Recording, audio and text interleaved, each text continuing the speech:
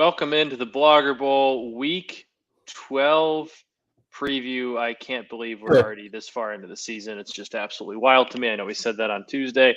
Unfortunately, not the greatest of slates, but like I said, we only have a couple of these weeks left, so I think we have to cherish them. Yeah. Don't count the days, make the days count, all that kind of stuff. But I do have to lead things off, Dan. We were talking before the show. I've been talking about this on Brown Bag Bet since Maction started. My system is crushing it. I think I'm the best 20 on the pick so far, which have been underdogs, overs, with the exception of we bet Ohio and their favorites. That's going to take a little bit of a tweak next week with Curtis Rourke likely being out for the season. Yeah. So that's probably the problem there. But maybe we just go back to the underdog, whoever's the underdog there. But hey, it's crushing it. 20-10. I'm very happy with myself, and that's the point I wanted to make. I wanted to start this show by tooting my own horn. Yeah, so your internet was crapped out on my end, so that's 20-10 if it was crapped out for everyone else. On Matt's underdogs, Ohio, and overs, Maction. Don't think the over. Did you bet the over in the snow game last night? Yeah, I bet it before. I had the over before we knew it was snow game. Took that one as an L, but hey, Western Michigan plus 10.5 point underdogs wins outright. Honestly, the amount of times I think we've had touchdown plus underdogs win outright in Maction this year, I think that's like the third one to do it, because I know Eastern Michigan last night, granted Kent State had the injury to their quarterback, but Eastern Michigan was 7.5 point dog. They won outright. I think Western might have done that. Actually, that might have been their second time doing that this Maction too. So it's been a great year of the underdog in Maction. I love it. Before we jump into this week's games, I want to talk about something that, like we were talking, there's a lot of stupid things that happen in college football. College football is why we love it. A stupid sport. I want to talk about something that might be the stupidest thing I've ever heard in college football that is happening this weekend. So next week, I'm on the road. I'll be with my family in Minnesota for Thanksgiving. I'm not sure what our schedule is going to be with the show, which is a super bummer for me, because not only is it like Ohio State, Michigan, the Iron Bowl, like all those big rivalry games, the FCS playoffs start next week. There's one scenario that is really, really stupid right now in the Ohio Valley Conference. UT Martin and SEMO, Southeastern Missouri, are tied at 4-0 in the conference. And if they both win on Saturday, they will end the regular season both 5-0 in conference play. Now, here's the thing, okay? It's a 7-team league, which means you can play 6 round-robin games. You can conceivably play 6 games in your conference and just play everyone and determine a champion. Except this league, for some reason, only plays 5 conference games, and the 2 teams who are undefeated in this league do not play each other. So do you know if they both win, and they're both expected to win, one of them plays Murray State, one of them plays Eastern Illinois, and they're both supposed to win by a lot. If they both win this game, do you know how they're going to determine who gets the automatic bid? Tell me it's a coin toss. It is a coin toss. Hell yeah. I think that's just my default guess on these things. Tell me it's fucking coin toss. Yeah, it's a coin toss. So if SEMO and UT Martin both win, then you're going to end up with a coin toss for the Ohio Valley auto bid. And I wish I got to bring it up real quick.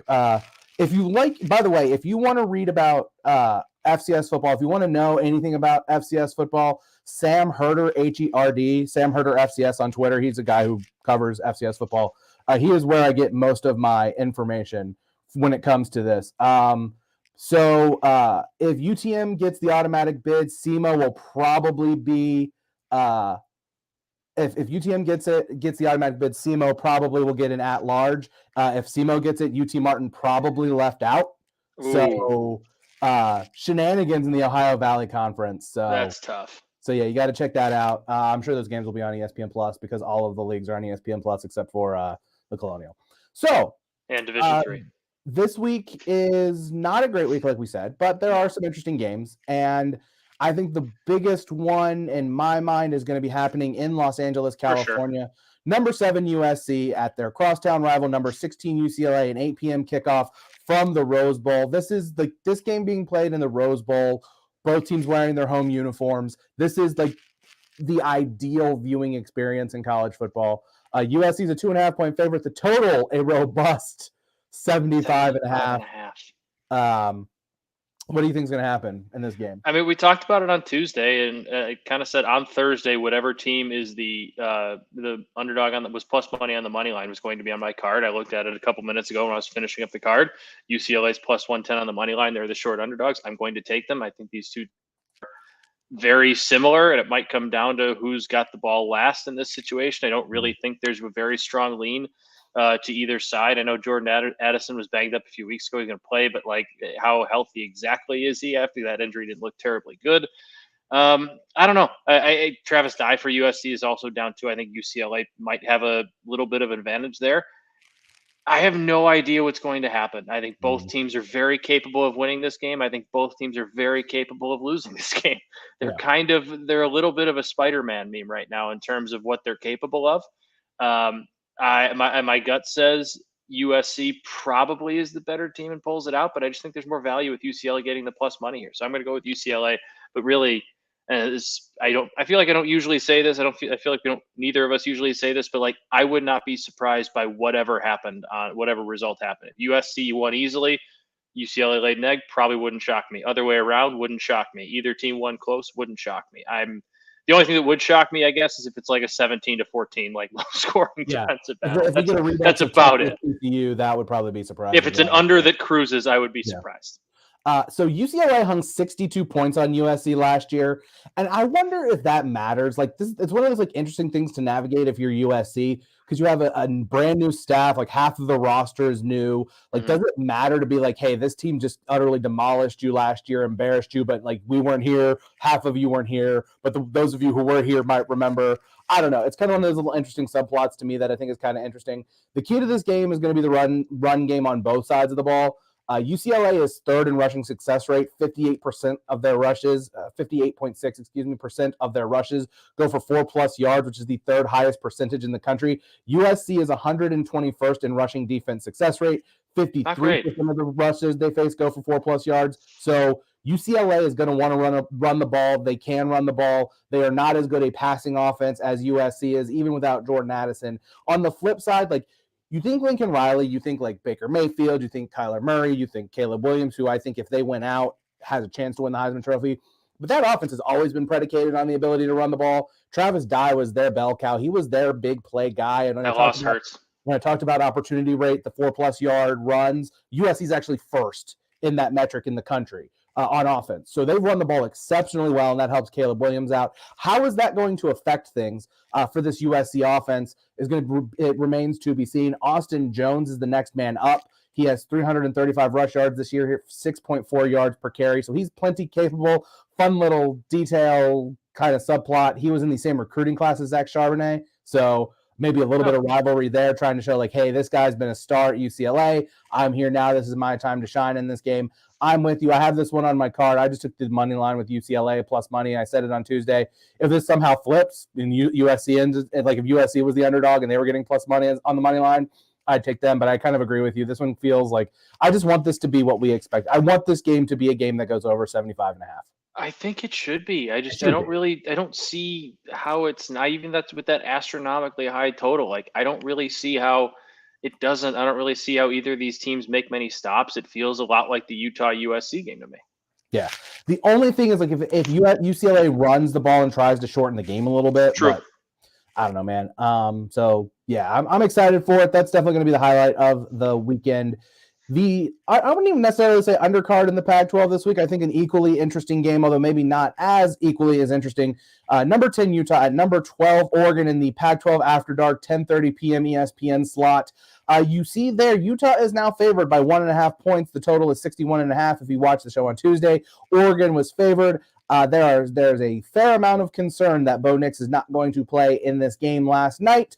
There was some report, or one of his teammates, or an interview came out with one of his teammates. Chris Hudson, a wide receiver, had an interview with 24/7 Sports, said, quote, obviously Bo is down. It's next man up, end quote. That started to make its round on social media. And then late last night, people started betting Utah pretty heavily. They are now favored in this game. The options for Oregon, if Bo Nix cannot play, are Ty Thompson, who has been the backup. He was the number 7 quarterback in the 2021 class, which was the Caleb Williams, Quinn Ewers class.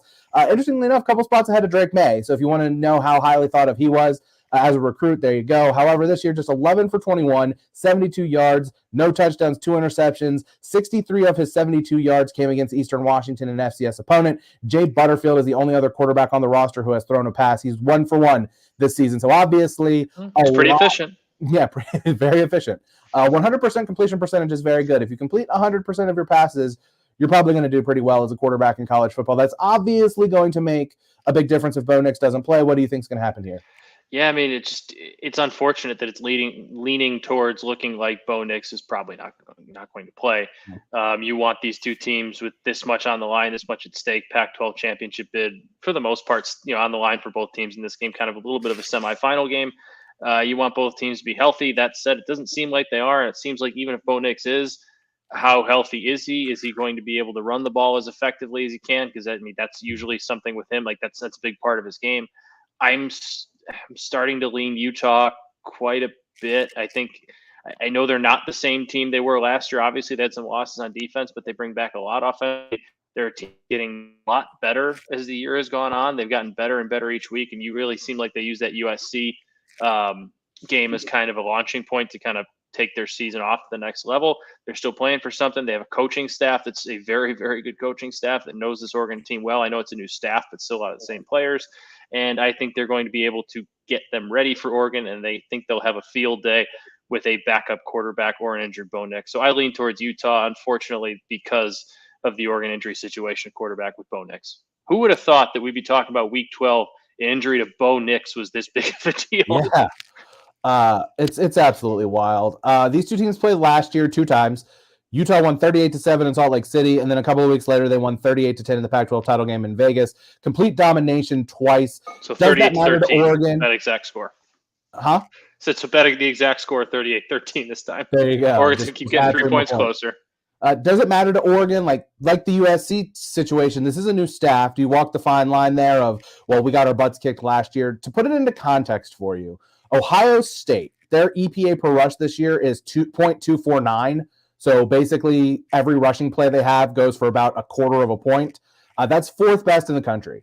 Last year in the regular season game, Utah had a 0.25 EPA per rush against Oregon. In the Pac-12 title game, they had a 0.32 EPA per rush. They big boy footballed the hell out of Oregon last year and just completely whipped them on both sides of the ball. You would think that would be motivation for Oregon to step up here, but are they capable of it? On the other side, we talked about UCLA ran for 203 yards on Utah. USC ran for 175 and 6.5 yards per carry against Utah.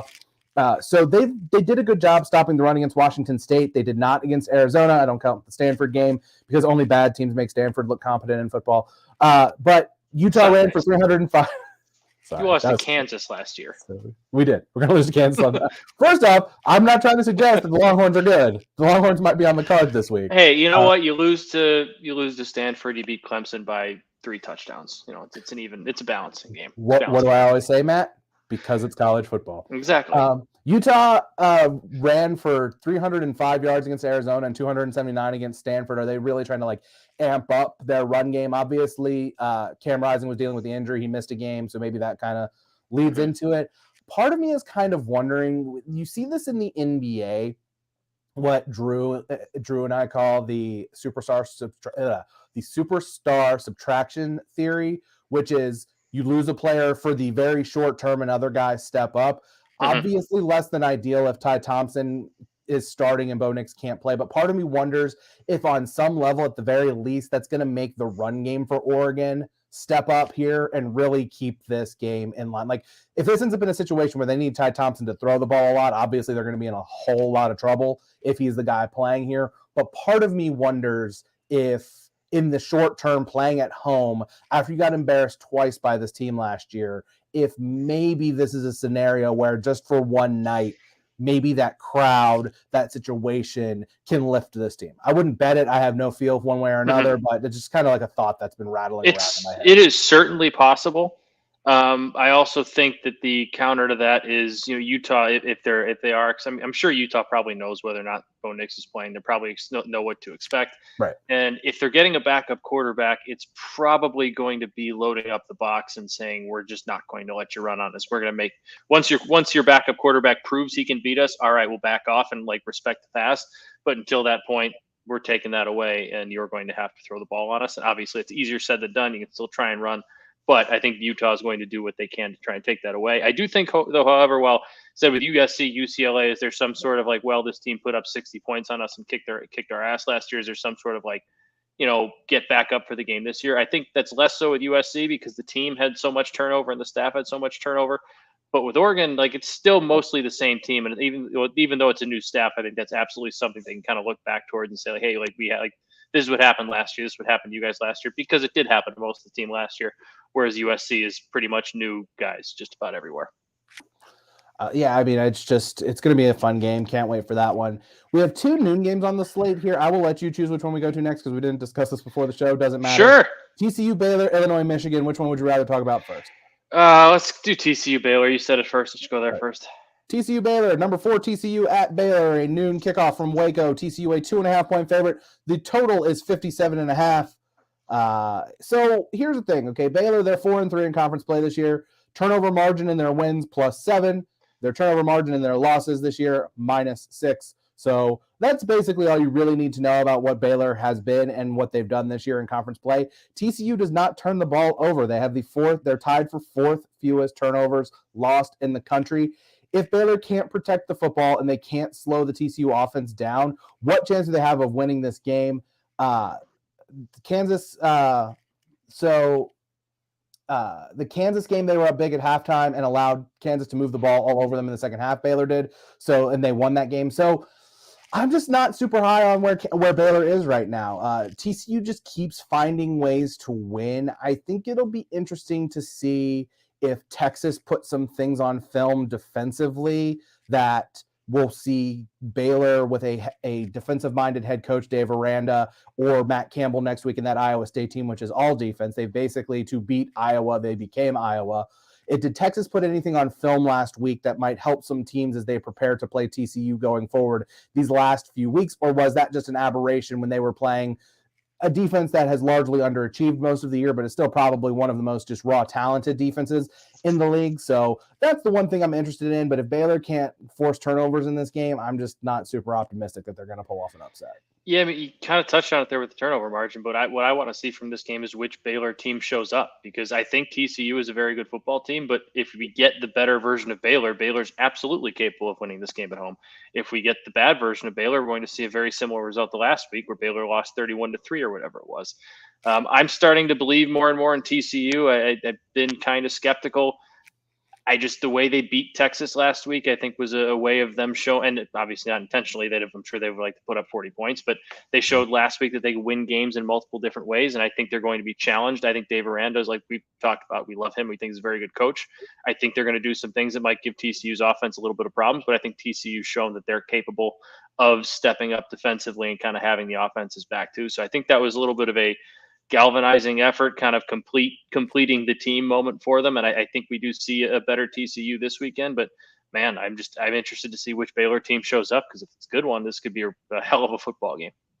Yeah, it hasn't been super inspired. I was kind of surprised Baylor was 4-3 in conference play. Like, I was like, it seems like it hasn't been that good. I mean, they beat Oklahoma, who's been kind of a mess. They beat Iowa State. Iowa State. They lost to Kansas State. They lost to Oklahoma State. Yeah, they lost to Kansas State badly. Like, they got dominated in that game. That was 31-3 game, right? Yeah. Huh? Oh, I forgot they lost to West Virginia. Yeah, they lost on that Thursday night game. That was when my Prize Picks leg was Casey Leg. Oh, that's right. That's right. Hit the over on the last field goal in like a 43-40 game, which was very un-Baylor-like. Just their defense just hasn't been that good. And we talked about it weeks and weeks ago when we thought that Baylor might still be good, was they are a team that they're not going to be able to replace NFL guys very quickly the way that other teams are going to be able to. It's been a bit of a struggle for them. They're fine, but like, I just don't know if we're talking about being able to pull off an upset in this situation. Not super high on that. All right, the last of our big games.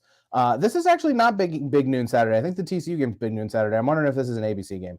Illinois at number 3 Michigan, and noon kickoff. Michigan, a 17.5-point favorite. The total 41.5.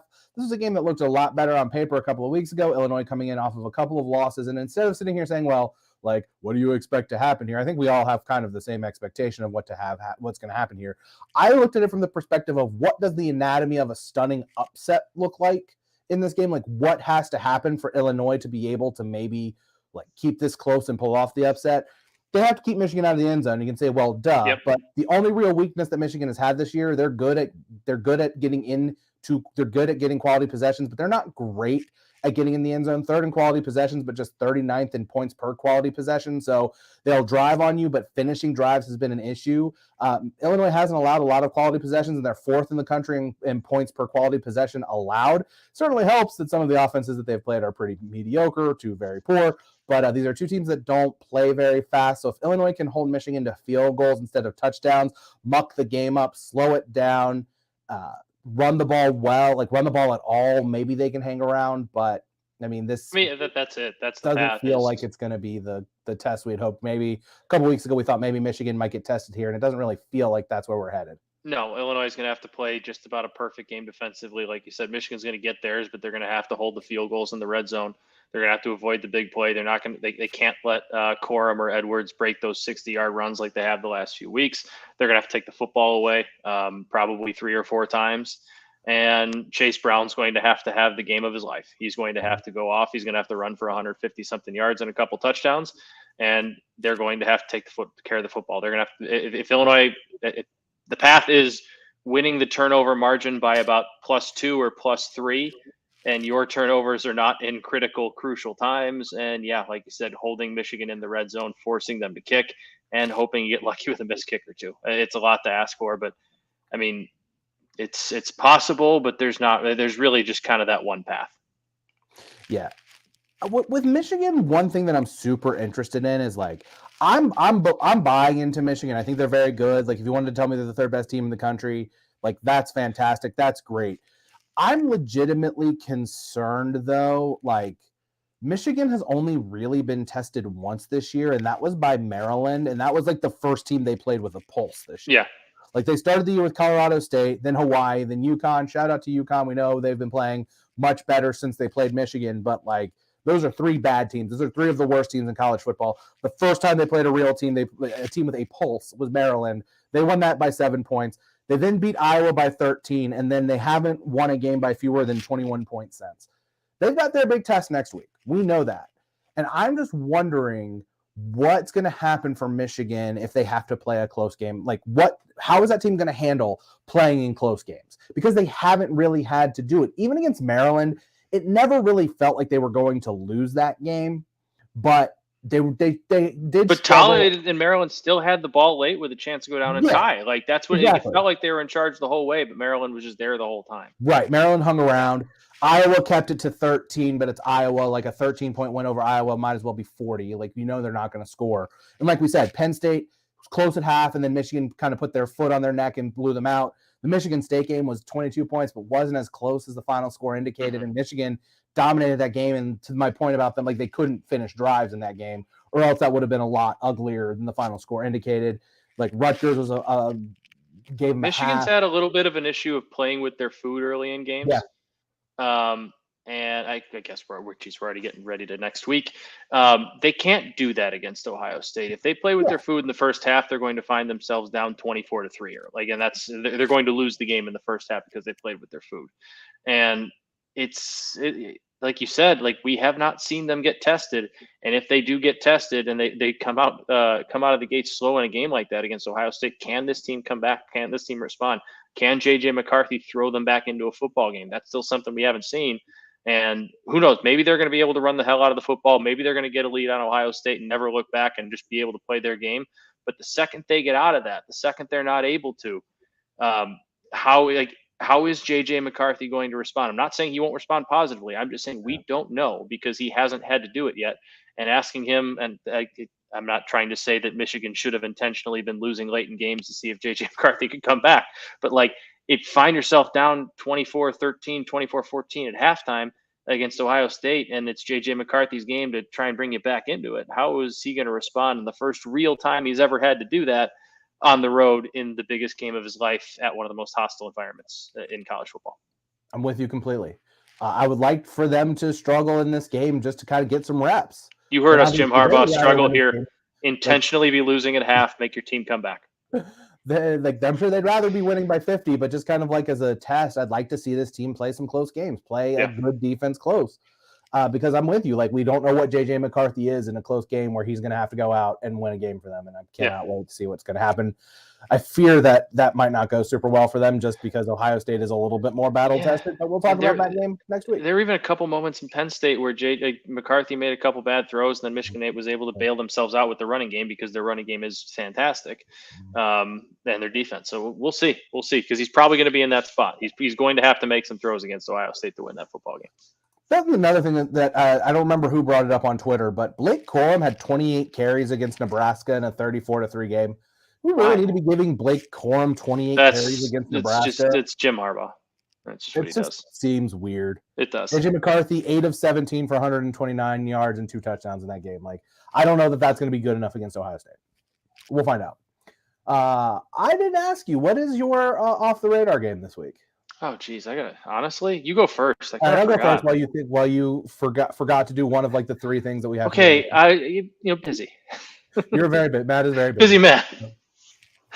So mine, I talked about it on Tuesday. I cannot wait for the actual undercard, a 2 p.m. I just wish this was Pac-12 after dark. Washington State hits the road to go face Arizona in the Jayden de Laura Bowl. Jayden de Laura threw for almost 2,800 yards, 23 touchdowns, and 9 interceptions last year for Washington State before transferring to Arizona. After they beat UCLA, he was asked about playing his old school. He said he appreciated what Nick Rolovich and the staff that got fired did for him before adding, quote, "This is personal," end quote. He kind of backed off that wouldn't give them any more bulletin board material during the week. But if you've never watched Jayden de Laura is like the perfect college football quarterback. He really is. He's electric. There's a lot of YOLO to his game. Like, he's going to go and he's just going to throw it. He's going to pitch it around the yard, and sometimes it's going to go to his guys. Sometimes it's going to go to the other guys, and you never really know what's going to happen there. He's formed a nice connection with Jacob Cowing, a transfer who could go over the 1,000-yard mark in this game, put up a very, very good season. We're still waiting for Cameron Ward, the Washington State quarterback, to live up to some of the expectations that we had for him. He's only gone over 222 yards once in the last 5 games. Arizona's 4-6. So they still have a shot to get bowl eligible. They win this game, beat Arizona State, then they're going to be in a bowl game. So there's a lot to play for them. There's a lot for Jayden de Laura to play for. Washington State is trending in the right direction. They were on a 3-game losing streak, but they have won their last 2. So a really fun Pac-12 game that, while I was talking, just dawned on me that this is probably a Pac-12 network game, and I'm probably not going to be able to watch it. Maybe we'll find an illegal stream somewhere. I actually did pick one in my head. I did just forget what it was. And scrolling through ESPN, I remembered it's Akron Buffalo. Oh yeah, snowball. We can get 3 to 6 feet of snow. You're going to get 3 to 6 feet of snow in a MACtion game? Are you kidding me? That's absolutely the game. It's the one I'm going to watch. It might even get TV2 treatment or TV1 treatment. I can't wait. I love MACtion. I only wish that it was last night, but last night we at least did get a snowball and a half, I'll call it, because northern Miami, Ohio, the snow stopped early. Yeah. But western and central, that first half was just a downpour of snow. You had like 6 inches of it, so that was fantastic. Can't imagine if we have a foot of it going in Buffalo. Even if we get half the snow that they're expecting in Buffalo, it's going to be an epic snowball. So that's it. It's snow football. There is nothing better in football, in sports, than a big snow football game. So that's my off the radar. Yeah, the total in that game has dropped over 10 points. You can get it at 44.5 now? 44.5. It opened at 55. God. The thing is, though, and I haven't really been tracking what the weather's supposed to be on Saturday compared to Sunday, just because there's been so much in the media about what's going to be happening in Buffalo this weekend. There's an entire scenario where the weather's not bad on Saturday and Sunday. I know. I don't want to think about it. I know. What I heard is like what's snow on my parade. Now the good news for us here, for those of us who enjoy snow football, is it seems like the weather's more likely to be better on Sunday, which means maybe some of it will linger into Saturday and we'll still have some of that snow. But if you haven't been following this whole thing, like they're talking about maybe having to move the Buffalo Bills, I don't know why I said the Buffalo Bills, the Bills Browns game somewhere else because it's going to be hard to even get there. And I'm wondering if Akron might be dealing with the same kind of situation this weekend. But the snow is supposed to hit heavily today and tomorrow in Buffalo and then taper off to just about not much of anything. But fingers crossed, it's the lake effect that lingers around and we get just a nightmare of a snow game. And by nightmare, I mean beautiful nightmare. Nightmare for anyone who attends it and is playing in it. Beautiful for us. And someone was complaining. They're like, yeah, man, snow football is only good for people who are watching it on the couch. Yeah, no shit. Like, it's great for me. You know what? I would have been playing in it, but I want to watch it. For some of the guys playing it, probably not for a quarterback trying to throw in it, but like for an offensive lineman, it was fun as hell. What's the worst weather you ever played in a football game? In any level, anywhere. There was a game. I think it was my junior year of high school. It was a state playoff game. We were playing like Glenbard West. You remember? It was an offensive lineman in the NFL for a while, and that he was at Notre Dame in the NFL. Chris Watt. He wasn't of the JJ Watt fan, but whatever. Not one of the Watt brothers. I remember we were playing them, and like we ended up losing like something like 27-10 or something. But I was a rotation, like I was going every 2 series with another guard, but I was playing, so I was still in this like tough guy. Like, yeah, I'm not wearing sleeves phase. I'm an offensive lineman, but that only really works if you're like playing kind of stop. It turns out when you're really, because I don't play defense, so when you're really only on the field for every like 5th possession, your arms get really freaking cold. So that was probably like 5 degrees. Wind was blowing. Thankfully, no rain. Mm. But that is off the top of my head, probably one of the worst. And then I'm sure there were a couple practices at Wesleyan that were like, the 31, 33 degrees and driving rain and windy that, real feel was about 15, but it just kept pouring. So those. Yeah. The actual snow's not bad. It's the rain. Yeah. The cold rain is the worst. I'm trying to think of because I grew up in the South, played high school football, and the couple times late in the year it would be chilly. We went to the playoffs one time when I was in high school. I don't remember it being particularly cold, so never ever had to experience anything like that. For me, it was like the opposite end of the spectrum. It was those practices in July and August where my junior year of high school, our team camp was at the high school. We had to literally sleep on air mattresses in the gym for a week, which is probably criminal negligence on the coach's part, but whatever. I feel like that wouldn't fly nowadays. Yeah, probably would not fly nowadays. Dude, I lived 5 minutes from the high school. Talk about just let me go home. All-time mind fucks is 5 minutes from the school. Let me go sleep in my own bed. All of the junior offensive linemen, so there was 8 of us, we were sleeping in one section of the gym in a row. Everyone but me got some gnarly stomach virus during the course of the week, and all of them but 2 of us left camp. Brandon Neal, God love him, one of the nicest kids in the entire world. He made it all the way through camp, where basically by the end of camp, he and I were playing every snap of every practice. Yeah, that was honestly I'm with you. That was the first thing that popped in my head. No, the whole team got sick. That means you had to do every rep. That's the worst. Yeah. So he got sick after camp. So he had to go through the entire camp and that is so but nevertheless awful. We had 2 teammates end up in the hospital with heat sickness because they were fucking going to the vending machine and buying sodas and drinking sodas between practice. It's that'll get you. Also, we would leave our pads and our practice apparel outside to dry, except one night it rained. Didn't know it was going to rain, and then had to practice at 7 a.m. in wet pads. The absolute worst. So that's story time with Matt and Dan about playing in bad weather. Hopefully Buffalo and Akron can play, and hopefully it is a disaster in the best kind of ways. How many picks do you have on the card this week, Matt? It's a smaller card. I think I only got 5. Ooh, I didn't like the card this week. Or the slate this week. Wait, no, I have to add UCLA's over 75.5. So I don't have that on the card. There's one more other one that I'm adding Utah because I said I like Utah. So now I have 7. Now you have 7. Well, I just named 2. Utah, UCLA, USC over 75.5. Utah, I'll go -1.5. TCU -2.5 at Baylor. UCLA money line. Wake Forest -9.5 against. Why am I blanking on who they played? But it was somebody bad, and I was wondering why that was the line. And Oklahoma State +7.5 in Bedlam. You and I have way too many picks this week. I'm also on TCU -2.5. I'm on UCLA money line +110. I'm on Oklahoma State +7.5. Still can't figure out why that line is there. My 3 separate picks: fading the alma mater. Texas is a 9.5-point favorite at Kansas. Prove to me that you can beat somebody by 10 points. A team that is not going to be scared of you. A team that's playing at home. A team that's motivated to beat you because you're Texas. Prove it. That's basically what that comes down to, more or less. Duke is on the road at Pittsburgh. They're getting 7.5 points. This is basically me taking 7.5 points with a team that I like against a team that I do not like. I do not like Pat Narduzzi as a coach. I don't like Pitt, the way that they play, their style, anything about them. I think Mike Elko has done as good a job as any coach in the country. Give me 7.5 points. I'm going to take it with Duke there. My last one, I knew I was going to have to find this one on the card. Thankfully, bless up to the FCS gods because it's the game day site. There are a couple of books that are hanging odds already on Montana State. I'm going to lay 2 points with the Bobcats of Montana State, the home team in this game. I trust, I believe in touchdown Tommy Mellott. I'm assuming he's healthy. He's the quarterback. He's a dual threat guy, more of a runner than a passer. He's like the guy who's too good to be true. Like when he came out of kind of nowhere last year, came off the bench for them and took over the starting job. Like they benched a quarterback who was pretty decent, was an FBS transfer, and they're just like, we're going to start this guy in the playoffs. Like we're going to roll with this guy. He's like a local legend. Like the elementary school kids love him. Like he would go hang out with the elementary school kids, just like the All-American, like cheesy ass story. But he can ball. The dude's a good player. Montana's has some issue at quarterback with the health there.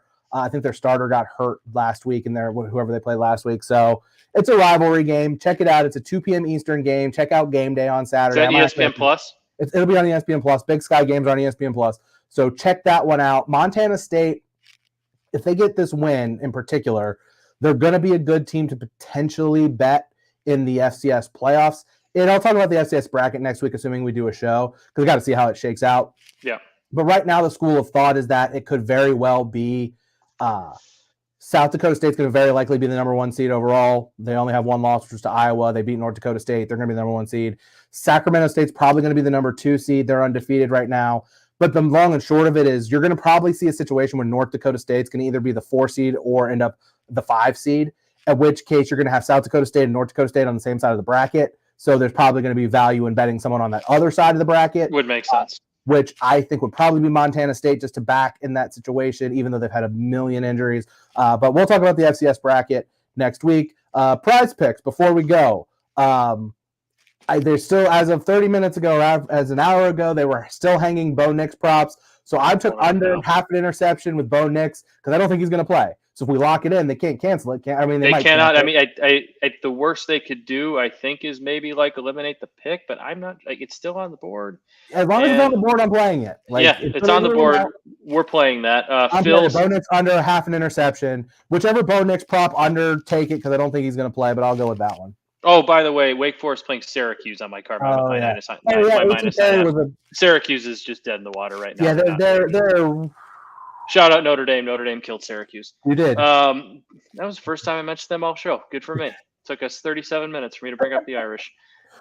Jordan Addison. If we're doing a show next week, I'm sure they're game with USC. Yeah, they might come up. Jordan Addison, less than 6 receptions. That's Phil's pick.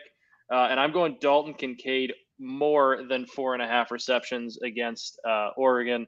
He had the 16 against USC. He had 7 in the game after that. And then last week against Stanford, he only had 4, but that was a 42-7 blowout where they kind of stopped throwing a little bit. I like Dalton Kincaid. He is Cam Rising's favorite target to go to. He's Mr. Reliable for them, and I think they're going to use him early and often in this game, especially against an Oregon defense that struggles against the pass.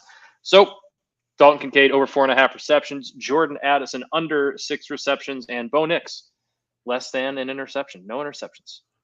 I mean, whoever thought we'd be betting a Bo Nix. Less than half an interception. Less than half an interception. Yeah, I mean, we're basically betting Bo Nix to not throw an interception. Whoever thought that at any point during the season we'd be betting that? No, I don't know. Oh, also, I threw in when you texted that to the group earlier. Yeah. I wanted to just get a prize picks play in, so I threw one in there. I had Bo Nix, I had Dalton Kincaid, and then I threw in Max Duggan more than 15.5 rushing yards. So technically, we have 2 plays this week because I just wanted to get one 3-legger in there. So that's in there. I love it. All right. Well, what does your Tuesday look like next week? You do a production meeting on the air right now. I am. I would imagine between the 3 of us, we will be able to put together a show next week.